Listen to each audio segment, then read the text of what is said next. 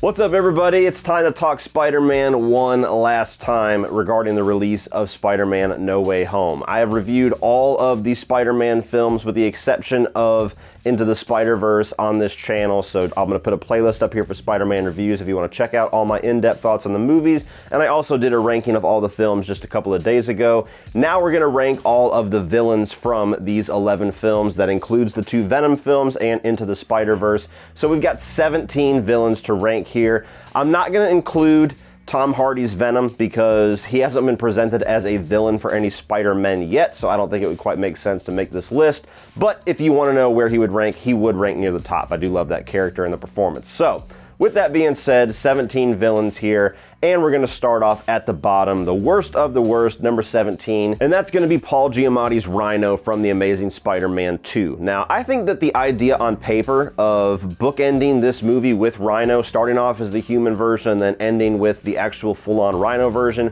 was a good idea, but it all falls apart in the execution because Rhino is marketed alongside all these villains as main villains of the film, both in the trailers and the posters, and he's not that, so any Rhino fans will be disappointed right off the bat. But you also have this very weird, out-of-character version of Alexei Sixevich with Paul Giamatti's performance. It just doesn't fit this movie at all, and that's one of the ultimate problems with The Amazing Spider-Man 2 is that you've got all these different tones and different ideas battling each other, and he's the one that stands out the most. Just his performance is absolutely ridiculous, cartoonish campiness, and it just does not fit this movie. I don't even think it would fit the Raimi films. It would seem stupid in those movies as well.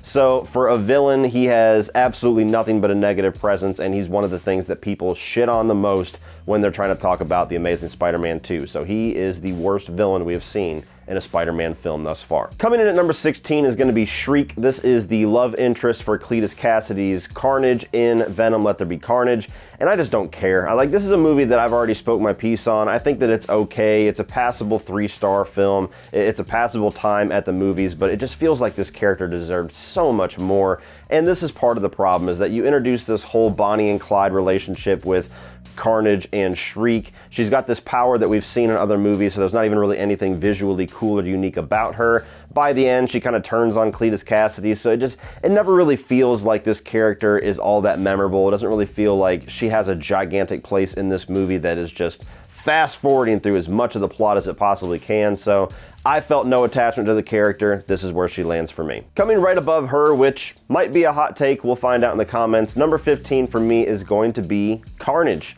Now, I think that Woody Harrelson is an awesome actor. I think that the visual look of Carnage was great, but I feel like for the big, ultimate antagonist for Venom, this movie did absolute disservice to the character. I mean, it was a 90-minute rush job where all throughout the movie the story is just getting rushed through and fast-forwarded. We got to make this the leanest, quickest experience ever, and then they kill him off at the end. Spoiler alert, but it doesn't really feel like a character that is Carnage. We've all been looking forward to Carnage. As soon as they made a Venom movie, like, oh, Carnage is coming. That's why they teased him at the end of the first film. And then they get this whole movie where Venom's going to fight Carnage. There's not a whole lot of Venom and Carnage fighting in the movie except for the third act. It's very quick. And then the character's gone. There's no lingering threat. There's no we'll see you next time or, we'll meet again, Venom. None of that. So there's not going to be any opportunity for this character to become the larger-than-life villain that he actually is. And so it just kind of feels like a waste to me. And it just feels like there is a different cut of this movie even where maybe I will like the character more and feel like he was utilized better. But as is, he's okay. And for a Venom with the gravitas, for the reputation that Carnage has, okay is not enough. Coming in right above him at 14 is going to be Riot. This is the symbiote villain from the first Venom film. Now, I think that Carnage is a more interesting villain. I think that Carnage is a better looking villain, and I certainly prefer Woody Harrelson as an actor, although Riz Ahmed is great.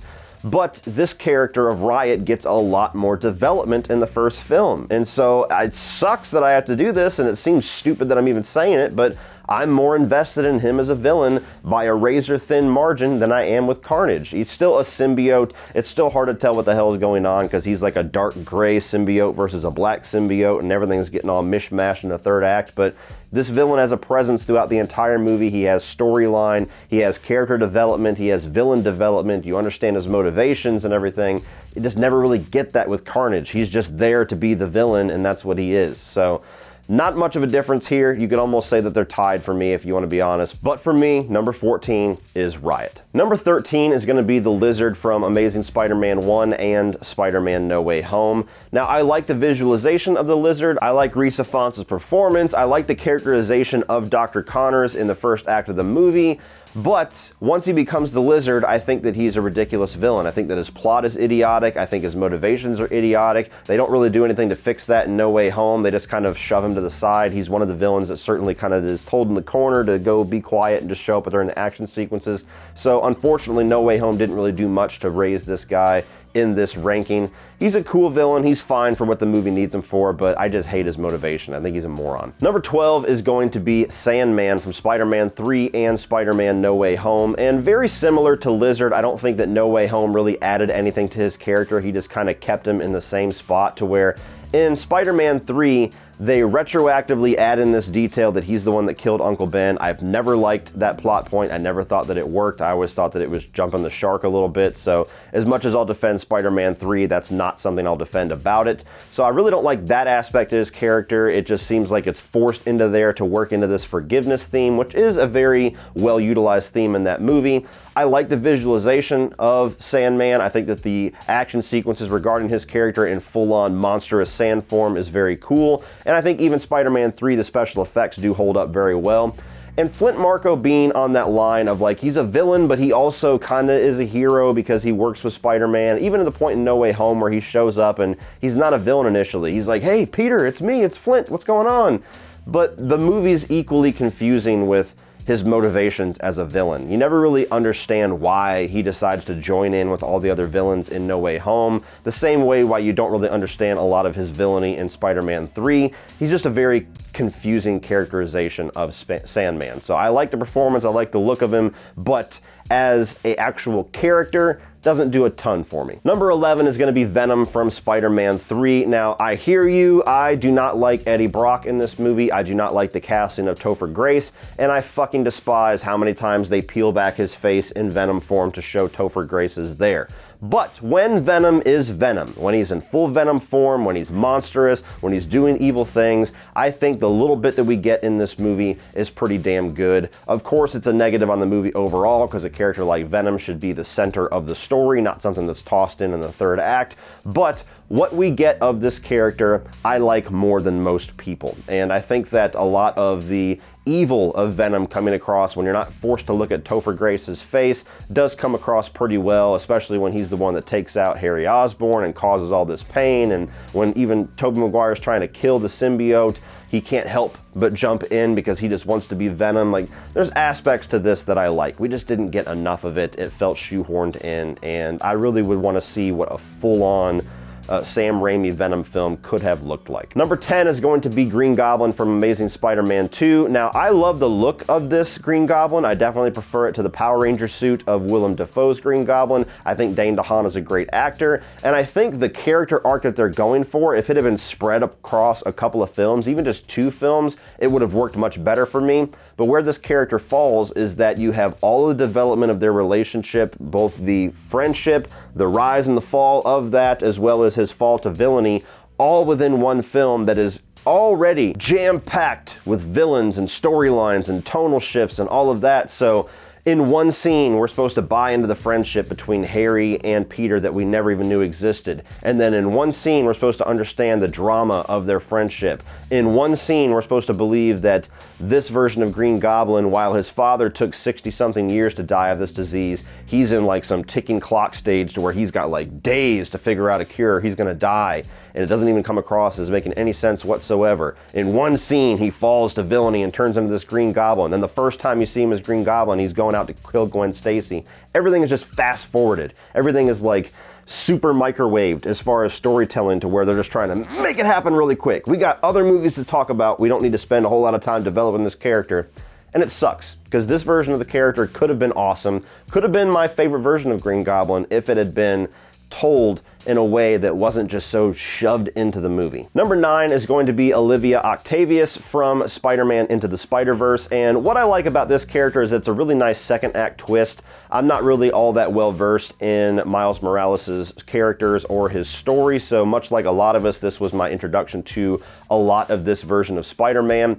And the fact that you have this really nice doctor, someone that seems like he's going to be helping our heroes, that in one scene is instantly revealed as the Doc Ock of this alternate universe, was a really cool twist. I didn't see it coming, and I think she was a good secondary villain, a different alternate version of a character that we know and love, so she is definitely one of the more memorable aspects to the movie for me. Number 8 is going to be Kingpin from Into the Spider-Verse. Now, the look of Kingpin I hate. That's one of the only things that I will tell you about this movie that is negative. The gigantic hulking body and the little peanut head.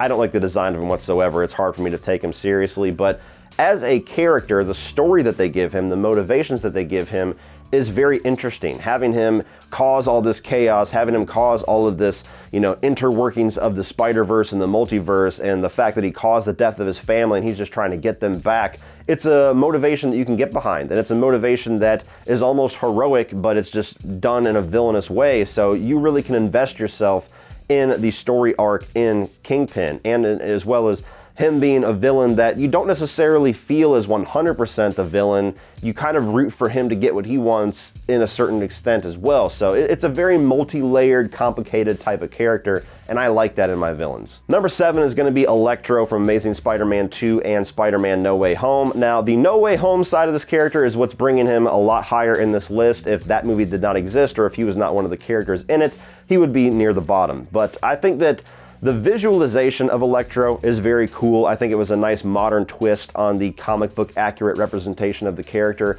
and I liked all of the action sequences and all of the colors and special effects that came with the character. I thought that the human version of Max Dillon was ridiculous. I thought that was another thing in this movie that was just from a totally foreign film that was just really weird and campy and goofy and just did not fit whatsoever. And then you get into No Way Home, and it's complicated as well, because while I like this version of the character much more, I think he's a better villain, he's a more interesting version of Max Dillon, it's also like no transition whatsoever between the Amazing Spider-Man 2 version of Electro and the No Way Home version of Electro. It's two totally different characters, which was definitely a course correction, but there was just no narrative through line to get us from here to here. When he shows up, he's just already this other guy that has no resemblance to the guy we saw years ago in this movie. So could have handled that a little bit better. But overall, I do like the character. I think he's a pretty good villain. Wouldn't mind seeing him again. Number 6 is going to be the Prowler from Spider-Man Into the Spider-Verse. This is the best villain in the movie for me because he has the most personal ties to Miles Morales. Now, a lot of us knew this character was going to be a villain because it's one of the few things that I did know about Miles Morales, and we also played the video game in case you played Miles Morales Spider-Man before you saw the movie, and it's also a big storyline in that one as well. But having Miles's uncle be this villain that has been messing up the works for him throughout the entire movie was a nice twist for those of us that did not already know that walking into it. I think that the multi-layers of this character is almost, if not just as intriguing as the ones with Kingpin. The fact that he's working for the evil, he's committing all these evil acts, but it's for a somewhat noble reason. Like, it's a reason that you kind of understand why he would fall into that trap, why he would fall into villainy, and then ultimately given the ultimate sacrifice in the end of the movie to go back into redeeming himself. That's a nice arc. It's been done a bunch of times, but whenever it's pulled off well, it's a nice thing to see for a villain's character. Number 5 is going to be the new Goblin, the Harry Osborn version of Green Goblin from Spider-Man 3. Despite some wonky CGI and green screen work on the movie, I really like this character arc. It's my favorite part of Spider-Man 3 film, to where you have Harry Osborn falling to villainy, trying to kill Peter Parker. He kind of has that movie amnesia thing in the second act, which could have been done better.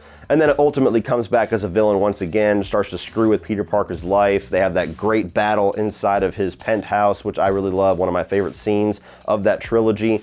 And then ultimately comes to Peter's aid, and you get that redemptive arc in the third act of the movie where he's helping his friend and gives the ultimate sacrifice to give forgiveness and to save the people that he cares about the most.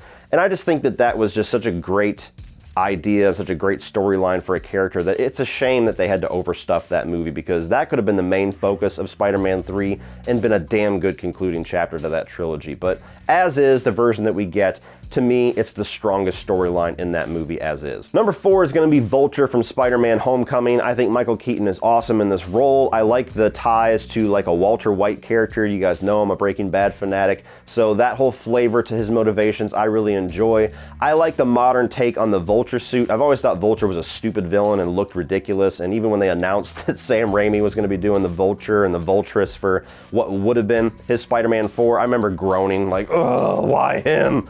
But this mech suit, it's a lot better, it's a lot cooler, and I enjoy the version that we get here. I think that as a human, he's almost more menacing than he is in the Vulture suit. Like that whole sequence on the way to Homecoming where he turns around and tells Peter, I'm gonna kill you if you mess up with my plans. Like that's Michael Keaton at his best. So there's some issues I have with the Homecoming movie. That's the only reason why he is 4 instead of 3, and you'll see what my number 3 is and why I like that character a little bit better. But as is, he's a character that we're apparently going to see more of in Morbius and possibly even in later films, and that's awesome because this is a character I want to see more of. Number 3 for me is going to be Mysterio. Now, I love Jake Gyllenhaal as an actor. I think he's awesome in this role and in this movie. He's one of the best parts, and despite the fact that it's definitely tired to have that trope of Tony Stark scorning somebody being their motivation, I think this is one of the best utilized versions of that story, so I can kind of forgive that.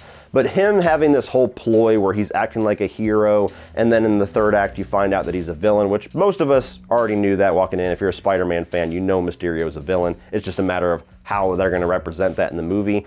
And I like the way that they revealed it. I like that whole celebration scene inside of that bar. Regardless of the piece of technology he's trying to get being a little bit of a stupid plot point, I just like the way that they represent the character. And once he's full-on villain, you get some of the most amazing Spider-Man sequences where he's doing all of these illusions with Spider-Man and messing with his head and having Tony Stark's zombie come back and everything. I thought that that was fucking awesome, all the way up to the point where that big ultimate confrontation between the two characters at the end of the film, and ultimately the ramifications of that kick off the events of No Way Home.